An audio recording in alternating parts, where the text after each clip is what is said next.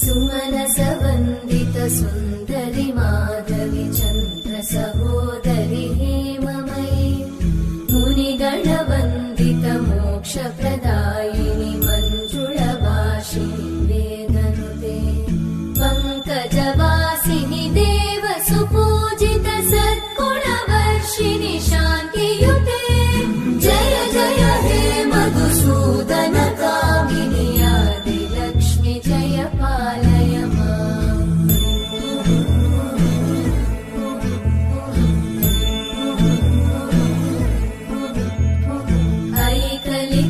ऐकलिकल्मषनाशिनि कामिनि वैदिकरूपिणि वेदमये